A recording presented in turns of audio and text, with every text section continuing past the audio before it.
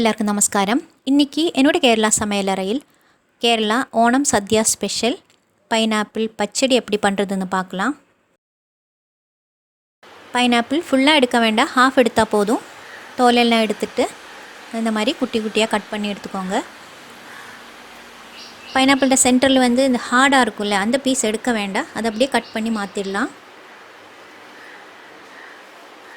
அரைக்கிறதுக்கு அரை மூடி துருவன தேங்காய் நல்லா அரைச்சி எடுத்ததுக்கப்புறம் ஒரே ஒரு பச்சை மிளகாய், அப்புறம் கொஞ்சம் கடுகு, அரை டீஸ்பூன் கடுகு போட்டு லைட்டாக அடித்து எடுக்கணும். தயிர் கொஞ்சம் புளிப்பாக இருக்கணும், இந்த மாதிரி நல்லா அடித்து மாற்றி வைக்கலாம். தயிர் ரொம்ப புளிப்பாக இருந்தால் அரை கிளாஸ் ஊற்றினா போதும். முதல்ல நம்ம இந்த பைனாப்பிள் வேக வச்சிடலாம். நான் இப்போ குக்கரில் தான் வேக வைக்க போகிறேன். ஆனால் குக்கரில் வேக வைக்கும்போது சீக்கிரம் வெந்துடும். 1/4 டீஸ்பூனுக்கும் கம்மி மஞ்சள் தூள், அப்புறம் 1/4 டீஸ்பூன் மிளகாத்தூள், கொஞ்சம் தண்ணி ஊற்றி வேக வச்சிடலாம்.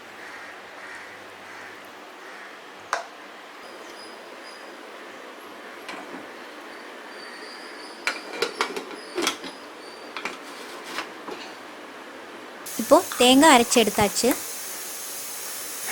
இதில் ஒரே ஒரு பச்சை மிளகாய், அப்புறம் அரை டீஸ்பூன் கடுகு போட்டு அடித்து எடுக்கணும். ரொம்ப நைஸாக அரைக்கக்கூடாது, இந்த மாதிரி ரஃப்பாக அரைச்சி எடுத்தால் போதும். கடுகு அப்புறம் பச்சை மிளகாய் ரொம்ப அரைக்கக்கூடாது. இப்போது பைனாப்பிள் வெந்துடுச்சான்னு பார்க்கலாம்.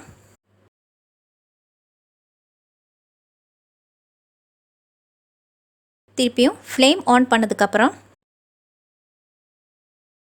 என்னோடய பைனாப்பிள் ரொம்ப ஸ்வீட்டாக இருக்குது, அதனால் ஹாஃப் அச்சு வெல்லம், இல்லை பைனாப்பிள் புளிப்பாக இருந்தால் ஒரு அச்சு வெல்லம் வரைக்கும் போடலாம்.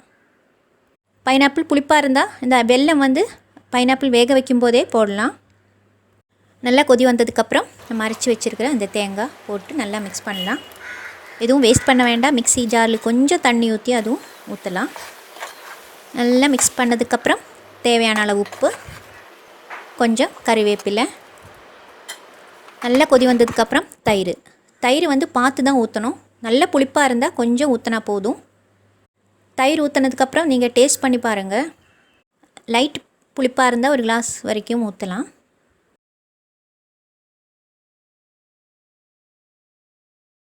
தயிர் ஊற்றினதுக்கப்புறம் ரொம்ப நேரம் கொதிக்கக்கூடாது. இந்த மாதிரி லைட்டாக கொதி வந்ததுக்கப்புறம் ஃப்ளேம் ஆஃப் பண்ணலாம். இனிமேல் இதில் தாளிக்கணும். தாளிக்கிறதுக்கு தேங்காய் எண்ணெய் ஊற்றி கடுகு, காஞ்ச மிளகாய், அப்புறம் கறிவேப்பிலை ரெடி பண்ணி வச்சுருக்கிற இந்த பச்சடியில் போட்டு நல்லா மிக்ஸ் பண்ணலாம்.